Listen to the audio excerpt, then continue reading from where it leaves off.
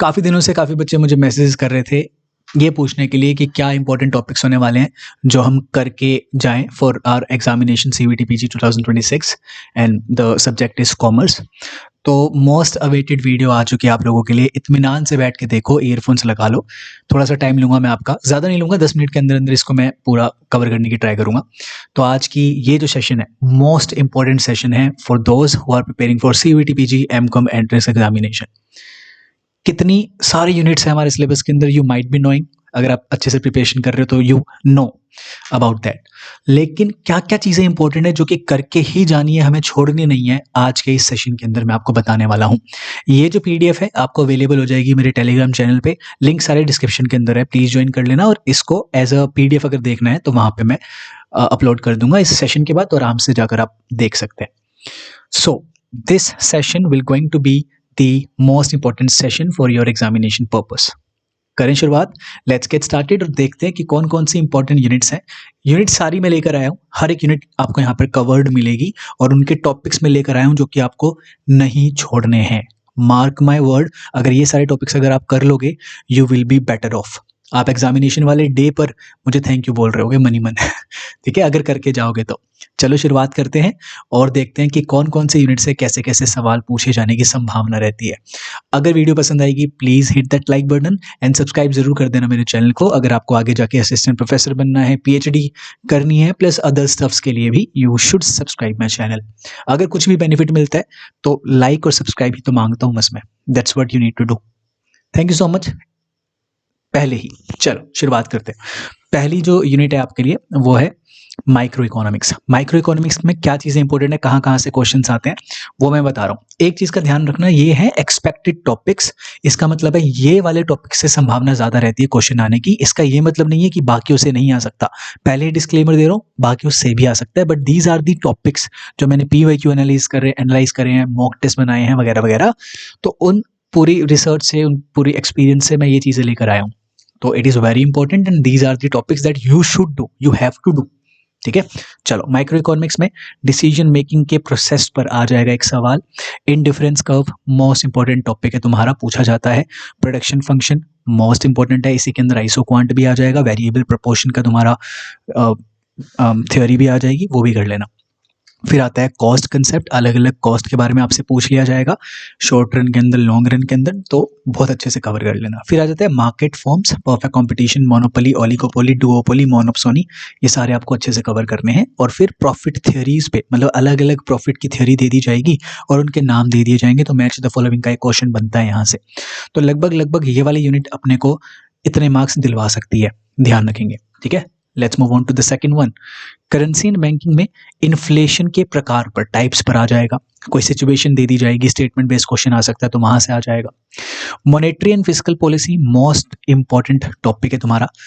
Monetary policy यानी कि जो आरबीआई की मॉनेटरी पॉलिसी इंस्ट्रूमेंट है, उनको यूज करके आरबीआई कैसे मनी सप्लाई को कंट्रोल करती है या फिर इंटरेस्ट रेट को फ्लक्चुएट करने में मदद करती है वगैरह वगैरह, वहां से क्वेश्चन आ सकता है। यहाँ से अलग अलग प्रकार के क्वेश्चन बन सकते हैं, assertion reasoning, statement based, match the following, अलग अलग बन सकते हैं यार, फैक्चुअल भी बन सकते हैं। आरबीआई सेंट्रल बैंक के बारे में बहुत अच्छे से हमें पता होना चाहिए, उसका role, developmental role, basic roles, है ना। अदर बैंक्स के बारे में भी हमें पता होना चाहिए, इसके अंदर सारे आ जाएंगे, जैसे कि नाबार्ड हो गया, है ना, कमर्शियल बैंक्स हो गए, एसबीआई हो गया, इंपीरियल बैंक हो गया जो पुराना है, इनके ईयर्स भी लर्न कर लेना। प्लस इसमें आपका सिडबी, आईसीआईसीआई जो डेवलपमेंटल बैंकिंग है, मतलब अभी जब आगे करने वाले हैं हम वो यूनिट, वहाँ पे भी वो कवर हो जाएगा, यानी कि other banks are also important. ठीक है, फिर आ जाएगा foreign exchange rate, most important है, एक क्वेश्चन यहाँ से हमें देखने को मिला है हर बार। ये यूनिट हमें 12 से 20 मार्क्स कैरी करके लेकर जा सकती है। थर्ड, इसेंशियल ऑफ मैनेजमेंट वाली यूनिट है, मोस्ट इंपॉर्टेंट है, प्लस में बिजनेस ऑर्गेनाइजेशन को मैं इसी में ही कवर करता हूँ हमेशा, ये दोनों सिमिलर है, ध्यान रखेंगे। डिफरेंट मैनेजमेंट थॉट्स पे क्वेश्चन आ सकता है, जिसके अंदर होथ्रोन है, एडमिनिस्ट्रेटिव थ्योरी है, आपका सिस्टम अप्रोच है, जो अप्रोचेज होती है उनसे भी क्वेश्चन आते हैं, कॉन्टिजेंसी अप्रोच है। अगर नहीं पता है, मैं आई बटन पे आपको लिंक दे दूंगा, इसेंशियल ऑफ मैनेजमेंट वाला मैंने एमसीक्यू के थ्रू कवर करवा दिया है, तो वो जल्दी से जाके आप चेक भी कर सकते हैं, या डिस्क्रिप्शन के अंदर चले जाओ, डिस्क्रिप्शन के अंदर लास्ट में जाके आप देखोगे, वहां पे एमसीक्यू टेस्ट 5th होगा इसेंशियल ऑफ मैनेजमेंट वाला, वो कवर कर लेना। ये थर्ड तुम्हारा कवर है, तुम्हारा 16 से 24 मार्क्स तुम्हारे जेब में है।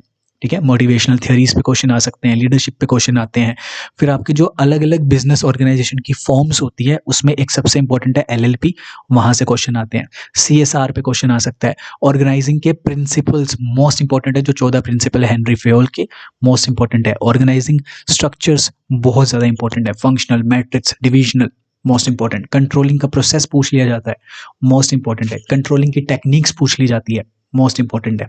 ठीक है, आगे फोर्थ, ऑफिस मैनेजमेंट से भी टेढ़े मेढ़े क्वेश्चंस आते हैं, लेकिन अगर आप मेरी प्लेलिस्ट से कवर करोगे तो बहुत अच्छे से कवर हो जाएगा। ऑफिस मैनेजमेंट को मैंने शायद से 3 क्लास के अंदर कवर करवा दिया है। कंप्यूटर फंडामेंटल से क्वेश्चन आते हैं, ऑपरेटिंग सिस्टम से आते हैं, इंफॉर्मेशन सिस्टम से आते हैं, आए भी हुए हैं पहले भी। ऑफिस लेआउट से क्वेश्चन आ सकता है, ई कॉमर्स से क्वेश्चन आ सकता है, करंट का, फैक्चुअल। ठीक है, 12 से 16 मार्क्स कैरी करके देगा अपने को। फिर आती है सबसे बड़ी यूनिट अकाउंटिंग, जिससे बच्चे डरते भी हैं और मैक्सिमम क्वेश्चन यहाँ से भी बनते हैं। अपने को ऑलमोस्ट अराउंड 30 के करीब ये मार्क्स कैरी करके दे देता है। इसमें मैंने दोनों इंक्लूड किया है, कॉस्ट अकाउंटिंग को भी इंक्लूड किया है, पार्टनरशिप वाली भी इसी में ही है, फाइनेंशियल वाली भी इसी में ही है। ध्यान रखेंगे क्या क्या टॉपिक्स इंपॉर्टेंट है अकाउंटिंग के अंदर, चेक करो। मार्जिनल कॉस्टिंग, स्टैंडर्ड कॉस्टिंग के अंदर अपने जो वेरिएंस होते हैं, material variance, labour variance, most important है। न्यूमेरिकल भी वहां से आता है, प्लस थियोरेटिकल भी आ सकता है। फिर हमारे पास है डिफरेंट टाइप्स ऑफ कॉस्टिंग, जैसे कि process costing, job costing, contract costing. यहाँ से मैच द फॉलोइंग भी आ सकता है, स्टेटमेंट बेस्ड भी आ सकता है। तो अच्छा टॉपिक है, करना जरूर है। प्रॉफिट शेयरिंग रेशियो से क्वेश्चन आते हैं, न्यू प्रॉफिट शेयरिंग रेशियो निकाल दो या सैक्रिफाइसिंग या गेनिंग निकाल दो, इंपॉर्टेंट है। एक न्यूमेरिकल आ सकता है। इंसॉल्वेंसी ऑफ पार्टनर से क्वेश्चन देखने को मिले हैं हमें, स्टेटमेंट बेस्ड, गार्डनर वर्सेस मूरे केस वाला, वो भी जरूर कर लेना। इंटरनल रिकंस्ट्रक्शन से क्वेश्चन आ जाता है, इसके बारे में आपको बेसिक जानकारी होनी चाहिए। स्टेटमेंट बेस्ड क्वेश्चन बहुत आसानी से बन सकते हैं यहाँ से। लिक्विडेशन प्रोसेस के बारे में पता होना चाहिए कि लिक्विडेशन जब करते हैं अपन कंपनी का, लेट्स से, तो सबसे पहले किसको पेमेंट करते हैं, सबसे आखिरी में किसको पेमेंट करते हैं। तो पेमेंट का प्रोसीजर पता होना चाहिए, प्लस में प्रोसीजर पता होना चाहिए लिक्विडेशन का, कर लेना। फिर amalgamation accounting standard 14 most important है। एक सवाल यहाँ से आपको देखने को मिलेगा। इसके 2 मेथड्स होते हैं, नेचर ऑफ मर्जर करके, नेचर ऑफ परचेज करके, दोनों इंपॉर्टेंट है। ठीक है, थ्योरेटिकल कर लेना, इससे कोई न्यूमेरिकल नहीं आता, लेकिन थ्योरेटिकल आ सकता है। ब्रांच अकाउंट्स मोस्ट इंपॉर्टेंट है, आपके अलग अलग सिस्टम्स होते हैं तो करना पड़ेगा इसको भी। और फिर एक बचता है आपका कॉस्ट शीट, प्राइम कॉस्ट निकालना, फैक्ट्री कॉस्ट निकालना, कॉस्ट ऑफ प्रोडक्शन कैसे निकलती है, कॉस्ट ऑफ सेल्स कैसे निकलती है। तो कॉस्ट शीट को लर्न करके जाना, it is important. Prime cost से भी काफी क्वेश्चन आए हुए हैं पिछली बार भी। ठीक है, तो दीज आर दी मोटा मोटा टॉपिक्स जो कि आपको करके ही जाने, और यहाँ से सवाल देखने को मिलेगा ही मिलेगा। तो क्यों छोड़ने हैं सवाल, क्यों छोड़ने अपने मार्क्स, है ना। नेक्स्ट, छठी, स्टैटिस्टिकल मेथड्स। स्टैटिस्टिकल मेथड्स के अंदर मोस्ट इंपॉर्टेंट है और बहुत बेसिक भी होते हैं। Measure of central tendency, mean, median, mode, इनकी प्रॉपर्टीज कर लेना, फॉर्मुलेस कर लेना, ज्योमेट्रिक मीन, हार्मोनिक मीन कर लेना। फिर आता है तुम्हारा डिस्पर्जन, मोस्ट इंपॉर्टेंट है। एब्सोल्यूट वाला, रिलेटिव वाला, दोनों कर लेना, दोनों इंपॉर्टेंट है। करवाया हुआ है मैंने, आसानी से कर लोगे। ऑलमोस्ट मैंने सारा सिलेबस करवाया हुआ है, ये ध्यान रखना। स्क्यूनेस के मेजर करने हैं आपको, 3 मेजर होते हैं, मोस्ट इंपॉर्टेंट है, कैली का, बॉलीज का और कार्ल पियर्सन का। ठीक है, ये 3 होते हैं, ये ध्यान रखेंगे। प्रॉपर्टीज ऑफ कोरिलेशन कर लेना, कोरिलेशन की प्रॉपर्टीज मोस्ट इंपॉर्टेंट है। रिग्रेशन की प्रॉपर्टीज मोस्ट इंपॉर्टेंट है। एक कंसेप्ट होता है प्रोबेबल एरर का और स्टैंडर्ड एरर का भी, ये भी कर लेना। फिर एक कंसेप्ट होता है कोएफिशिएंट ऑफ डिटर्मिनेशन, जिसे आर स्क्वायर से लिखते हैं अपन, ये भी जरूर करना है आपको। यहाँ पे जो चीज लिखी है ये तो करनी ही करनी है, 100, मतलब बहुत ज्यादा चांसेस होते हैं कि यहाँ से क्वेश्चन बने। कैरी करता है ये वाला यूनिट इतने मार्क्स, 16 से लेकर 28 मार्क्स, यानी कि 4 से 7 क्वेश्चन आ सकते हैं अपने पास। ठीक है, नेक्स्ट है public finance, most important again, और बहुत अच्छे से कवर करवाया हुआ है।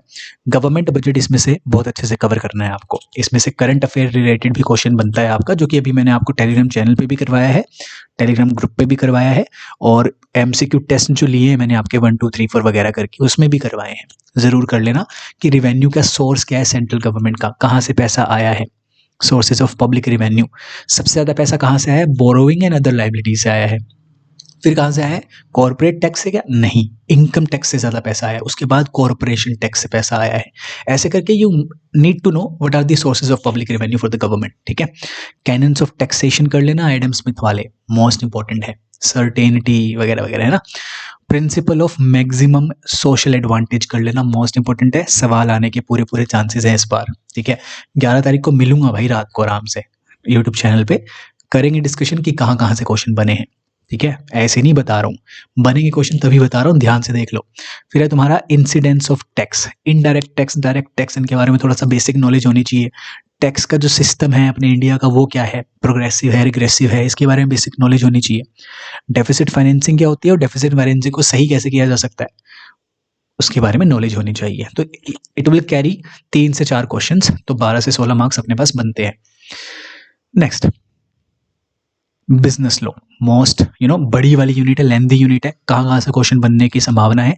Essentials of a valid contract, कि जो वैलिड कॉन्ट्रैक्ट होता है, जैसे कि उसके अंदर कंसिडरेशन होना चाहिए, ठीक है, कंसिडरेशन के भी अपनी अलग इसेंशियल्स होते हैं, वो भी करने हैं आपको।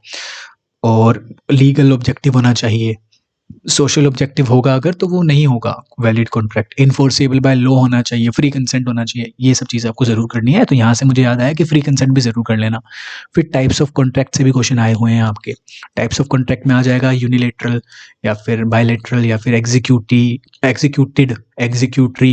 ये सब आ जाते हैं, ठीक है। फिर आपका quasi contract, quasi contract most important है। एजेंसी मोस्ट इंपॉर्टेंट है। प्रिंसिपल एजेंट का relationship, principal agent sub agent का रिलेशनशिप, ठीक है। नेक्स्ट है बेलमेंट, मोस्ट इंपॉर्टेंट है। Duties and rights of bailor and bailee, दोनों पता होने चाहिए। इंडेमनिटी एंड गारंटी का पूरा कंसेप्ट पता होना चाहिए, बहुत अच्छे से करवाया हुआ है मैंने, प्लेलिस्ट के अंदर जाके चेक कर लेना। फिर आ जाते हैं सेल ऑफ गुड्स एक्ट के ऊपर, जहां पे आता है डॉक्ट्राइन ऑफ कैविट एम्प्टर और उसके एक्सेप्शंस, मोस्ट इंपॉर्टेंट है, पूछे जाने की पूरे चांसेस हैं। राइट्स क्या रहते हैं अनपेड सेलर के पास, most important. Type of goods and delivery, जैसे कि स्पेसिफिक गुड्स, अनसर्टेन या असर्टेन्ड गुड्स, है ना, फ्यूचर गुड्स।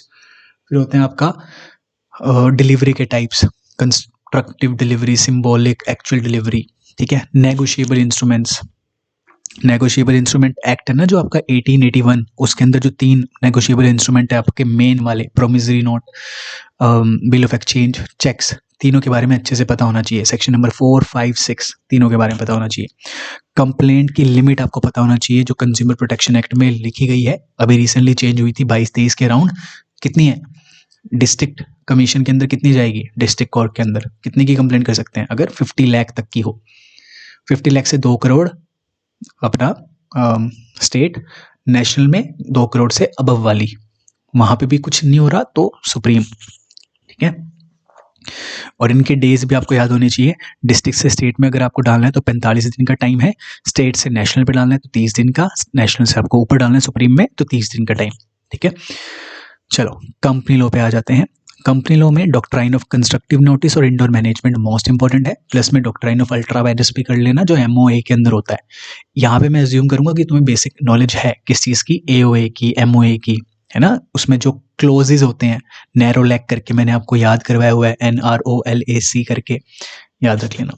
फिर है टाइप्स ऑफ कंपनीज, जिसमें आ जाती है dormant company, associate, subsidiary, holding, इनके सेक्शंस भी लर्न कर लेने हैं। Government company, subsidiary company, statutory company, associate company, है ना, ये सारी कंपनीज के बारे में पता होना चाहिए। प्राइवेट कंपनी, पब्लिक कंपनी के बारे में भी बेसिक जानकारी होनी चाहिए, वहां से स्टेटमेंट बेस्ड क्वेश्चन बन सकते हैं। फिर है बुक बिल्डिंग का प्रोसेस, मोस्ट इंपॉर्टेंट है, पूछा जा रहा है, ठीक है। कंपनी मैनेजमेंट पर आ जाओ। फिर कंपनी मैनेजमेंट में आ जाएंगे डायरेक्टर्स, की मैनेजेरियल पर्सन्स, कंपनी सेक्रेटरी हो गया, सीए वगैरह हो गए, है ना। कंपनी मैनेजमेंट के अंदर इंडिपेंडेंट डायरेक्टर्स वगैरह हो गए, इनके बारे में पता होना चाहिए। मीटिंग्स एंड रेजोल्यूशंस पे आ जाओ। ईजीएम, एजीएम के बारे में पता होना चाहिए। ऑर्डिनरी रेजोल्यूशन, स्पेशल रेजोल्यूशन के बारे में पता होना चाहिए। ये कैरी करके देगा अपने को 4 से 5 क्वेश्चंस, तो अच्छा है। नेक्स्ट है सेलिंग एंड एडवर्टाइजिंग। मुझे पता है तुम्हें ये बहुत लेंथी लग रहा होगा, लेकिन अगर जिस बंदे ने रिवीजन कर लिया ना, जिस बंदे ने कवर कर रखा है ये, उस बंदे को सिर्फ रिवीजन करना है, मजा आ जाएगा, ठीक है। अगर बिल्कुल भी कुछ नहीं किया हुआ है तो तुम ये जरूर करके जाना, ठीक है। इसके अलावा तुम्हारे पास टाइम बचेगा तो वो कर लेना जो बचा हुआ है, लेकिन ये जरूर करके जाना है, ठीक है। दोबारा से बता रहा हूँ, टेलीग्राम चैनल पे इसको मैं डाल दूंगा PDF को, चेक कर लेना। सेलिंग एंड एडवर्टाइजिंग में क्या है? बाइंग मोटिव्स, इमोशनल मोटिव्स होते हैं, है ना, अलग अलग टाइप के मोटिव्स होते हैं कि बंदा जो है वो कैसे बाय कर रहा है चीज़ों को, तो मोस्ट इंपॉर्टेंट है, पिछली बार भी क्वेश्चन आया है। सेलिंग प्रोसेस मोस्ट इंपॉर्टेंट है। एडवर्टाइजिंग प्लानिंग, प्लानिंग कैसे होती है एडवर्टीजमेंट की? एडवर्टीजमेंट कॉपी क्या होती है? कॉपी बेसिकली एक उसके बारे में ही सब कुछ है, उसका कंटेंट है। मीडिया टाइप्स, टेलीविज़न के थ्रू, न्यूज़पेपर के थ्रू थ्रू ट्रेडिशनल जो मेथड्स होते हैं या फिर नए वाले सोशल मीडिया मार्केटिंग, ये सब आपको पता होना चाहिए। डैगमार मॉडल मोस्ट इम्पॉर्टेंट है। ACCA इसकी जो क्रेडेंशियल्स है या कंपोनेंट्स है वो आपको पता होना चाहिए। एडा मॉडल पता होना चाहिए, ठीक है। फिर आता है लास्ट में आपका, जिससे पिछली बार भी क्वेश्चन आया, methods of measuring the advertising effectiveness. दो तरीके के हैं, कम्युनिकेशन को जानना, कम्युनिकेशन इफेक्टिवनेस को जानना और सेल्स इफेक्टिवनेस को जानना। फिर इसमें प्री टेस्ट आता है, पोस्ट टेस्ट आता है और इसमें नॉर्मली टेस्ट आते हैं सारे।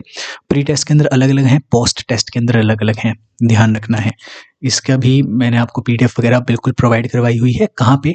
टेलीग्राम चैनल पे जाओ, टेलीग्राम चैनल पे प्राइवेट ग्रुप है, 199 उसका पे है, पे करके यू कैन अवेल दिस, ठीक है। जो भी मैं यहाँ पे पढ़ा रहा हूँ, मतलब जो सब सिलेबस कवरेज वाली चीज़ें हैं, उसकी PPT मैंने वहाँ पे प्रोवाइड करवाई है, या फिर लेक्चर देख लो, काम बन जाएगा। नेक्स्ट 11th, बिजनेस मैथमेटिक्स और क्वांटिटेटिव इकोनॉमिक्स को साथ लेकर चल रहा हूँ। कहाँ कहाँ से क्वेश्चन आ सकते हैं, या फिर ये तो करके ही जाना है, मैट्रिसेस करके जाना है, लीनियर प्रोग्रामिंग करके जाना है, इसका न्यूमेरिकल नहीं, theoretical part. Compound interest and annuities करके जाने हैं आपको। डिफरेंट टाइप्स ऑफ एन्यूटीज होती हैं। कंपाउंड इंटरेस्ट का फॉर्मूला, सिंपल इंटरेस्ट का formula, basically time value of money आपको करके जाना है अच्छे से। फिर cost minimisation and profit maximisation का एक न्यूमेरिकल आता है, न्यूमेरिकल करके जाना है। डिसीजन मेकिंग अंडर अनसर्टेनिटी करके जाना है। यहाँ से थ्योरेटिकल क्वेश्चन आता है मैक्सीमैक्स का, मिनीमैक्स का, और एक दो और है, सैवेज है और एक दो और है, वो आपको करके जाने हैं। फिर आपका है EOQ, इकोनॉमिक ऑर्डर क्वांटिटी। तो यहाँ से इतने क्वेश्चन बनते हैं। ऑलमोस्ट अराउंड 16 मार्क्स का ये कैरी करता है वेटेज, तो अपने को करके जाना है अच्छा, ठीक है। तो आप देख सकते हो कि ना, ऐसा नहीं है कि हम किसी को छोड़कर जाए, छोड़कर मत जाओ, ये सारी चीज़ें करो जो मैं तुम्हें बता रहा हूँ, A to Z चीज़ें करो। ये वाली मैं मानता हूँ लेंदी है, लेकिन ये भी बहुत मैं चुन चुन के लेकर आया हूँ, तो मोस्ट इंपॉर्टेंट चीज़ें हैं ये, अच्छे से कर लेना कवर। नेक्स्ट है हमारे पास इंश्योरेंस लॉ। इंश्योरेंस लॉ में क्या इंपॉर्टेंट है? सबसे ज़्यादा इंपॉर्टेंट है, क्वेश्चन आएगा ही आएगा, principles of insurance. Life insurance most important है। फायर इंश्योरेंस के बारे में बेसिक जानकारी होनी चाहिए कि इंश्योरेबल इंटरेस्ट कब और कहाँ पे रहना चाहिए। फिर पब्लिक इंश्योरर्स कौन है इंडिया के अंदर, उसके बारे में पता होना चाहिए, उनके नाम पता होने चाहिए। 5 तो मैंने आपको करवाए भी हुए हैं, किसी MCQ टेस्ट में भी मिल जाएगा, अदरवाइज उसकी IRDA की वेबसाइट पे मिल जाएगा, वहाँ पे चेक कर लेना। ये कैरी करता है ऑलमोस्ट अराउंड 16 मार्क्स। 4 क्वेश्चन यहाँ से बन सकते हैं, 3 से 4 क्वेश्चन, तो प्लीज़ ध्यान रखेंगे। 8 से 16 मार्क्स कैरी कर सकता है। नेक्स्ट है इनकम टैक्स लॉ, जो कि आप जिसमें डरते रहते हो, क्या क्या चीज़ें कर लो, ये चीज़ें कर लो। Deductions under section 80 most important है। एग्रीकल्चर इनकम के अंदर पार्शियल इंटीग्रेशन होता है, ये कवर कर लो कि पार्शियल इंटीग्रेशन की क्या क्या कंडीशंस होती है, सिचुएशंस होती है जहाँ पे पार्शियल इंटीग्रेशन लगेगा, कि भाई एग्रीकल्चर इनकम अपनी 5,000 से ज़्यादा नहीं होनी चाहिए, या जो भी है, ठीक है, चेक कर लेना। रेजिडेंशियल स्टेटस कर लो कि बंदा रेजिडेंट है या नहीं है, और कैसे उसकी टैक्सेबल लायबिलिटी को कंप्यूट करते हैं, वो आपको करना है। काफ़ी बच्चे पूछते हैं कि कौन से वाला स्लैब रेट्स चेक करें, पिछले वाला ही 25-26 वाला स्लैब रेट, ठीक है। फिर आपका हाउस प्रॉपर्टी का एक छोटा सा न्यूमेरिकल आता है, वो आपको करना है। म्युनिसिपल रेट होता है, एनुअल रेंट होता है ना, तो ये आपको छोटा सा न्यूमेरिकल मिलेगा, वो आपको कर लेना है। ये भी 8 से 12 मार्क्स कैरी करता है अपने पास, तो इसको भी छोड़कर नहीं जाना है, छोड़कर किसी को मत जाओ। ये जो चीज़ें लिखवा रहा हूँ करके जाना है, बार बार बोल रहा हूँ। ऑडिट के अंदर क्या इंपॉर्टेंट है और क्या क्या आ सकता है, टाइप्स ऑफ ऑडिट पूछे जाएंगे, 100% है। रूटीन एंड टेस्ट चेकिंग पूछी जा सकती है। Internal control system, internal check क्या होता है, ये पूछा जाता है। इंटरनल ऑडिट क्या होता है, ये पूछा जाता है। वाउचिंग क्या होती है, बैकबोन है भाई ऑडिटिंग की। वेरिफिकेशन क्या है, अपॉइंटमेंट ऑफ ऑडिटर कैसे होता है, गवर्नमेंट कंपनी में कैसे होता है, कौन होता है ऑडिटर, ठीक है, सिंपल कंपनी में या फर्स्ट ऑडिटर कौन होता है, ये पता होना चाहिए। ऑडिट प्रोग्राम क्या है, ये पता होना चाहिए। ये भी कैरी करते हैं आपके पास 8 से 12 मार्क्स, कभी कभार 16 भी हो सकता है, डिपेंड करता है यार, ये पत्थर की लकीर नहीं, डिपेंड करता है, कभी कभार कुछ चीज़ ज़्यादा आ जाती है, लेकिन ये बहुत अच्छे वे में मैं रिसर्च करके लेकर आया हूँ, तो इसका पूरा फ़ायदा उठाना। फिर है 15th इंडियन इकोनॉमिक स्ट्रक्चर, कहाँ कहाँ से क्वेश्चन आ सकते हैं। पहली बात गांठ बांध लो, कुछ स्कीम्स होती है वो ज़रूर कर लेना, रूरल डेवलपमेंट पे, ठीक है, और एम्प्लॉयमेंट में कुछ स्कीम होती है वो कर लेना। MSMEs के बारे में बेसिक जानकारी ले लेना, ठीक है, उनमें इन्वेस्टमेंट कितनी होनी चाहिए, पेड अप कैपिटल कितनी होनी चाहिए, वगैरह वगैरह। Money market instrument most important है, पूछे जाते हैं। Treasury bill, call money, notice money, term money, है ना, जो बैंकिंग के बीच में इंटरबैंक ट्रांजैक्शंस होती हैं, ये सब कर लेना। तो money market instrument most important है। उसके बाद कैपिटल मार्केट के बारे में पता होना चाहिए, सेकेंडरी मार्केट, प्राइमरी मार्केट, ठीक है। नेक्स्ट मार्केटिंग पे आ जाते हैं। मार्केटिंग के अंदर क्या क्या इंपॉर्टेंट है, मार्केटिंग कंसेप्ट इंपॉर्टेंट है। ऑर्डर वाइज क्रोनोलॉजिकल ऑर्डर वाला क्वेश्चन आ सकता है, जिसके अंदर क्या है कि भाई प्रोडक्शन कंसेप्ट था पहले, फिर प्रोडक्ट कंसेप्ट आया, सेलिंग कंसेप्ट आया, मार्केटिंग कंसेप्ट आया, वगैरह वगैरह करके, ठीक है। मार्केटिंग मिक्स के बारे में पता होना चाहिए, किसने दिया, किसने बनाया, 4P किसने दिए, 7P सर्विस मार्केटिंग वाले वो क्या होते हैं। मार्केटिंग इन्वायरमेंट के बारे में पता होना चाहिए, इंटरनल एनवायरनमेंट, एक्सटर्नल एनवायरनमेंट है ना, माइक्रो एनवायरनमेंट, मैक्रो एनवायरनमेंट पता होना चाहिए। मार्केट सेगमेंटेशन क्या होता है, कैसे करते हैं, टारगेटिंग क्या होता है, मार्केट टारगेटिंग है ना, पोजीशनिंग क्या होता है, इसके अंदर इंक्लूडेड है, वो पूछा जाता है। ब्रांड इमेज क्या होती है, ये सब चीज़ें पूछी जाती है। ब्रांड इक्विटी क्या होती है, ठीक है। फिर है प्रोडक्ट की प्राइसिंग, पेनिट्रेशन प्राइसिंग, स्कीमिंग, और भी अलग अलग आ जाती हैं, ठीक है। तो अलग अलग प्राइसिंग के बारे में भी पता होना चाहिए। प्रोडक्ट लाइफ साइकिल की प्रोसेस आपको पता होना चाहिए, स्टेजेस आपको पता होनी चाहिए, ठीक है, PLC की। प्लस में न्यू प्रोडक्ट डेवलपमेंट कैसे होता है वो आपको पता होना चाहिए, डन, उसकी प्रोसेस। फिर डिस्ट्रीब्यूशन चैनल से क्वेश्चन आ सकते हैं, ठीक है। कैरी करेगा ये 12 से 16 मार्क्स, ध्यान रखना। 17th है मैक्रो इकोनॉमिक्स, जिसमें बच्चे अगेन डरते हैं, क्योंकि ये थोड़ा हाई लेवल का थिंकिंग ऑर्डर क्वेश्चन यहाँ से बनते हैं, अच्छे क्वेश्चन बनते हैं, तो बच्चे डर जाते हैं इससे, लेकिन कैरी करता है भाई ये अच्छे अच्छे मार्क्स। नेशनल इनकम से क्वेश्चन बने हुए हैं, बहुत बारी बनेगा ही बनेगा, GDP वगैरह, है ना। Theories of consumption function most important है, कीनेसियन थ्योरी। फिर तुम्हारी रिलेटिव इनकम हाइपोथेसिस, है ना, डून्सबर्ग ने दिया था, ड्यून्सबर्ग ने, ऐसा कुछ नाम है। फिर तुम्हारा permanent income hypothesis, Milton Friedman ने दिया था, ठीक है। ये 3 मोस्ट इंपॉर्टेंट है, कीनेसियन वाला, एब्सोल्यूट इनकम थ्योरी हाइपोथेसिस, और तुम्हारा relative income hypothesis, and then the third one is permanent income hypothesis. तीनों इंपॉर्टेंट है। फिर है तुम्हारे पास इनकम डिटर्मिनेशन, ये बेसिक है, तुमने अगर मुझसे पढ़ा तो बहुत अच्छे से कवर कर लिया होगा। Aggregate demand equals to aggregate supply वाला सिनेरियो है, वाई निकालने के न्यूमेरिकल आ सकता है, इजीली तुमने कर लिया है अगर मुझसे पढ़ा है तो। बाकी मैं मैक्रो इकोनॉमिक्स की वन शॉट भी लेकर आ रहा हूँ, प्लेलिस्ट में मिल जाएगी अगर बाद में देख रहे हो इस वीडियो को तो, लेकिन पहले ही देख रहे हो तो मैक्रो इकोनॉमिक्स की वन शॉट आएगी। मल्टीप्लायर्स मोस्ट इंपॉर्टेंट है, investment multiplier, tax multiplier, ISLM से क्वेश्चन बनते हैं, फिलिप्स कर्व से क्वेश्चन बने हुए हैं, करना ही है आपको ये सब।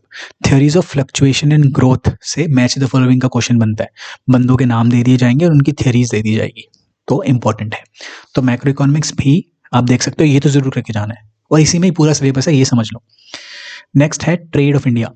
ट्रेड ऑफ इंडिया से अगेन करंट अफेयर्स के भी क्वेश्चन आते हैं। थ्योरीज ऑफ इंटरनेशनल ट्रेड करनी है आपको, आया भी हुआ है, mercantilism, absolute advantage theory, comparative advantage theory, national comparative advantage, factor endowment theory, ये सारी थ्योरीज आपको करनी है। BOP से पूरे चांसेस है क्वेश्चन आएगा ही आएगा। इंडियाज फॉरेन ट्रेड पॉलिसी आपको करना है कि कैसे चल रही है, 2023 में जो आया था वो क्या आया था, आजकल किस पे ज़्यादा ध्यान दिया जा रहा है, ये सारी चीज़ें मैंने आपको करवाई हुई है MCQ टेस्ट वाली सीरीज के अंदर भी, MCQ टेस्ट के अंदर भी। अगेन डिस्क्रिप्शन के अंदर लिंक डाल दूंगा मैं, 2 के लिंक डालने ना मुझे, एक तो ये टेस्ट का और एक और चीज़ का लिंक डालना था ना, जो मैंने आपको बोला है कि आई बटन पे लिंक दे दूंगा, तो मैं उसका भी प्रोवाइड करवा दूंगा आपको, ठीक है। उसके बाद आपका GATT, WTO, UNCTAD, EXIM bank, SAARC, ASEAN, UMCA, ये FTA हैं, ये सार्क, एशियान और UCMCA, ये जो है ये FTA वगैरह है, ठीक है। प्लस में इंस्टीट्यूशंस हैं, तो ये आपको करने हैं कवर, ठीक है। फैक्चुअल क्वेश्चंस बनते हैं यहाँ से, तो जरूर करने हैं, देखो कैरी करते हैं अच्छा खासा। फिर है आपका 19th applied and business statistics, time series यहाँ से आता है, सिर्फ टाइम सीरीज के मेथड्स आते हैं, करने इसका भी लेक्चर में लेकर आऊँगा, तो आपके यहाँ से भी 8 मार्क्स पूरे हो जाएंगे, 8 से 12 मार्क्स। नेक्स्ट है law and practice of banking, इसमें नेगोशिएबल इंस्ट्रूमेंट्स इंपॉर्टेंट है, promissory note, bill of exchange और चेक्स। फिर तुम्हारा लेटर ऑफ क्रेडिट इंपॉर्टेंट है, क्वेश्चन बन रखा है। ट्रैवलर चेक्स क्या होता है, बेसिक जानकारी पता होना चाहिए। कस्टमर और बैंक के अंदर क्या रिलेशनशिप रहता है, अलग अलग सिचुएशंस में पता होना चाहिए। और अलग अलग बैंक क्रेडिट्स क्या होते हैं, जैसे कि confirmed bank credit, unconfirmed bank credits, revolving credit, ये बेसिक जानकारी होनी चाहिए। इनकी डेफिनेशन भी कर लोगे तो काम चल जाएगा। ऑलमोस्ट अराउंड 8 के अराउंड ये मार्क्स कैरी करता है। और last but not the least हमारे पास जो यूनिट है वो है डेवलपमेंट बैंकिंग। इसके अंदर रोल ऑफ कमर्शियल बैंक आ जाएगा, अलग अलग इसके रोल होते हैं, डेवलपमेंटल रोल हो गया, ये सब करना है आपको। नाबार्ड के बारे में, IDBI, ICICI पुराने वाला 1964 के अराउंड वाला, नहीं 1955 के वाला, ये 1964 में हुआ है। IFCI 1948, ठीक है। SFC SADC के बारे में पता होना चाहिए, कैपिटल मार्केट के बारे में पता होना चाहिए, ठीक है। और लैंड डेवलपमेंट बैंक्स को कैसे भूल सकते हैं। और ये भी कैरी करता है कितने, अराउंड 12 से 16 मार्क्स। ये होता है आपके। अब ये मत बोलना कि सर 24 यूनिट्स थी, आप तो 21 करवाए हो, जोड़ दिए मैंने 2-4 यूनिट, समझ रहे हो, तो सारा कवर करवाया है मैंने, ऐसे कोई नहीं बताएगा। These are the topics. और 11 तारीख को, 11 मार्च को रात को मिलूंगा ना मैं, तो मैं बता रहा हूँ कि भाई मैंने बताया था तुम्हें, करके क्यों नहीं गए तुम, है ना। तो ये नौबत मत आने दो कि मैं तुम्हें ये बताऊं कि तुम करके क्यों नहीं गए, करके जाओ ये सब, ठीक है। पूरे चांसेस हैं कि भाई अच्छे से यहाँ से क्वेश्चन बने और तुम लोग अच्छे से अटेम्प्ट कर आओ और मुझे शुक्र अदा करो मेरा, ठीक है, कमेंट सेक्शन में आके। Anyways that's it everyone. अगर आपको कॉमर्स के PYQs की ई बुक चाहिए मेरी, जिसमें मैंने पूरी मेहनत करी थी और मुझे पता है लोगों के कितने अच्छे फीडबैक आ रहे हैं, आप लोगों को भी पता है, टेलीग्राम चैनल अगर ज्वाइन करके रखे हो तो, प्लस अगर यूनिट वाइज MCQ चाहिए, प्लस मॉक्स चाहिए क्वालिटी वाले, तो आप बाय कर सकते हैं नीचे दिए गए वाले नंबर पे, ठीक है। अवेल करो, थोड़ा सा मेहनत करो, ठीक है, उसने सॉल्व करो एंड बी प्रिपेयर्ड, अच्छा परफॉर्म कर लोगे आप लोग, ठीक है। चलो दैट्स इट एवरीवन, समझ में आया, अच्छा लगा तो प्लीज लाइक दिस सेशन, मिलते हैं नेक्स्ट सेशन के अंदर, थैंक यू सो मच।